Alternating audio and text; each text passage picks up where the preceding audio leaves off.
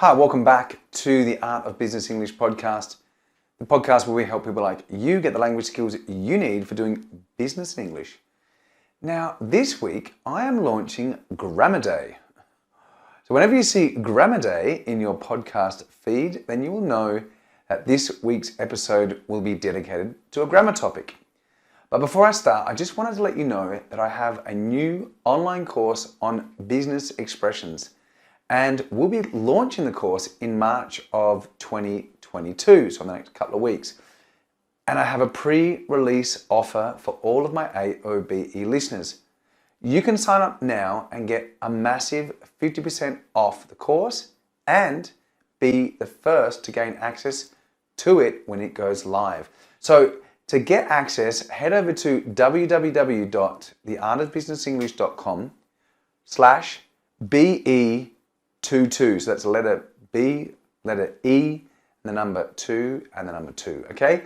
And this will enroll you in the course for the listener-only price. Now, once this course is launched, this special price will disappear forever. So head over there, take advantage of it. It's my new online course packed full of expressions. Now, on this course, we will be covering 14 lessons full of business expressions for different areas of business, such as negotiations and generally effective communication. And each lesson is professionally produced and includes online quizzes to help you practice your knowledge. So don't miss out on this introductory offer. It's just for my AOBE listeners. Now, on to this week's episode, where we are going to review modal verbs and how to use them in order to improve your communication skills in a business context. Now, modal verbs are critical to talking politely, making requests, giving suggestions, setting plans, etc., and basically everything that you need to communicate effectively in the workplace. So modal verbs are known as auxiliary verbs of helping or helping verbs. We use them along with the main verb to express ideas like possibility, obligation, and permission.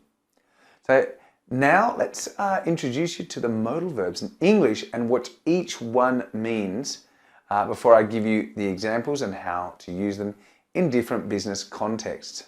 Let's dive in and take a look at the first one. So the first one on my list is can. And the word can is used to express ability, permission, and possibility. Can in negative, so cannot or can't, also expresses certainty. For example, I can finish that report tonight. That's an ability. Can I use your computer? So that's asking for permission. Riding your bike to work can save you a lot of money. That's possibility. She can't be the new employee. HR told me she will not be starting until next week. So that is certainty. Now, you need to maybe clarify that there. Certainty, so we use can't when it's certainty, but the thing is negative. So like, it can't be true. She can't be the new employee. So it's cannot. We don't say she must not be. All right, so remember that.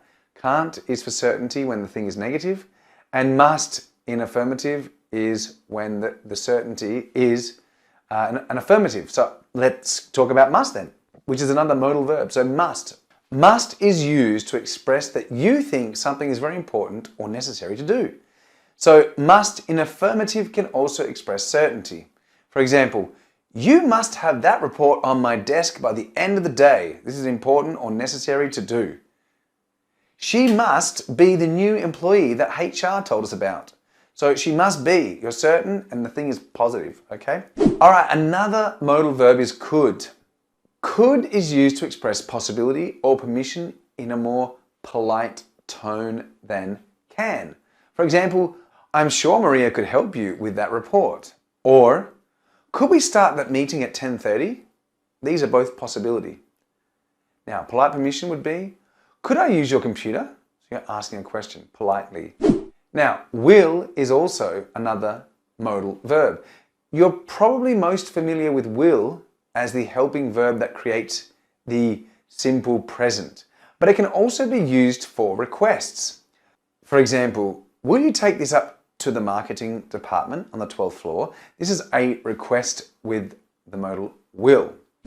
So the next one is the modal verb would. So would is used to show a wish or preference, or it's used to give advice or to make polite requests. So you can see would is very useful. It can do many things. Let me give you some examples. I would rather go to work earlier than stay late. So that's your preference. I would talk to the manager if I were you.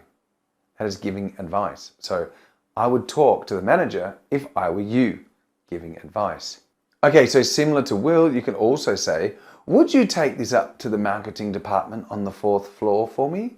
So that's a polite request.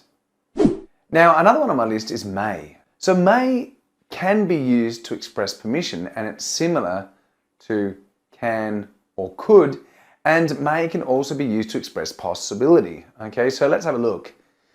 First one is, may I borrow your pen? Now, may I borrow your pen is very polite. It's more polite than can.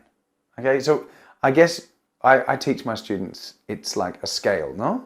The least polite is, can I borrow your pen? More polite would be, could I borrow your pen? And the most polite would be, may I borrow your pen? But when you're asking, or when you're using may, it's only to ask permission for yourself. You wouldn't say, may John borrow your pen? That would sound a bit strange. Okay, another one would be, our competitor may be going out of business. So that is to express a possibility. So similar to may is the modal verb might. And the modal verb might is primarily used to express possibility, but sometimes this modal verb is used to ask for very polite permission. However, it's not very common this way. It's very, very formal. For example, we call it a differential request. And that is, an example would be when someone of a lower status or lower category job in an organization makes a request of someone in a superior position. So you want to be very polite without offending your boss. For example, you might say, I might go out for lunch today. So I might go out for lunch today is expressing a possibility. And with your boss, you might say, might I propose an alternative solution? So this is a very polite way to say, could I or may I propose? The next one on my list is should.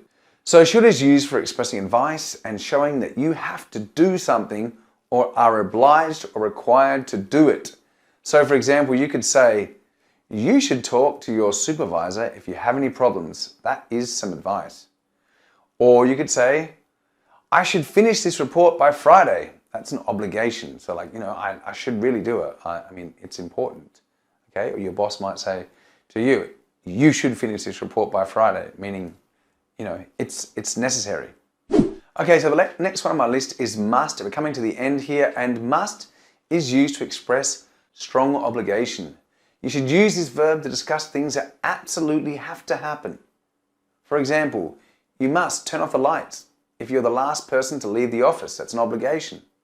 Okay, so now I'm going to show you how you can use modal verbs in business. So now that you know the modal verbs and what they're used for, let's look at some specific business scenarios in which modal verbs are used, as well as some examples. So the first one on my list is making or giving a presentation. You could say, may or might I have your attention, please? It's very polite. Could you please save your questions until the end? Again, very polite. Today, I would like to discuss. That's a very typical expression to use. In conclusion, we must find a way to decrease costs. So you're showing it's very important. Now, in a meeting, you could say, this meeting shouldn't be too long. We'll be out of here in 20 minutes. So should is the modal verb. Another one is, we have to discuss your performance review this afternoon. So have to is another modal verb. Should we order lunch for the staff meeting? So it's, suggestion or a request. Now, speaking to your staff, if you're a manager, you could say, when can you give me the numbers from this quarter? Could you email me a detailed update? We should plan to move forward with the merger. Now, if you're an employee talking to your manager, you could say, May I have the morning off for a dental appointment? I could help the trainees set up their workstations if you'd like. Should I follow up with the client by phone or by email? Now, when speaking to a client or a customer, so being very polite, may I confirm your full address and name, please? My business partner and I would love to meet with you to discuss your needs. Could we set up a time? You're a valued client. I think we can give you a better deal on that order. Now, if you're interviewing someone, could you tell me about your experience in the tech industry? We would love to hire you. Can you start immediately? Before I make a final decision, I must check your references. So there you have it, my friends. I hope you found this episode interesting and that it helps you to communicate clearly and professionally in your daily business interactions. Now, if you do have any questions or comments, why don't you send me a message on SpeakPipe or drop me a line on the blog. I'm always happy to help you out. And don't forget to head over to the website and take up my pre-enrollment offer for the new course on business expressions. Remember, you can get all the details at www.theartofbusinessenglish.com/BE22. So that is it for me, people. Next week, I'll be back with another grammar day. So we're going to be looking at past modals, which is a bit of an extension to this lesson. So make sure you stay with me for next week's episode because we'll be looking at past modals and you will have an extension of this lesson on modals. And past modals are very useful in helping you really talk about things that have occurred in the past. So that's it for me, people. I will be back again for next week. I'll be here again to serve you. So stay tuned and have a great week. Take care. Bye for now.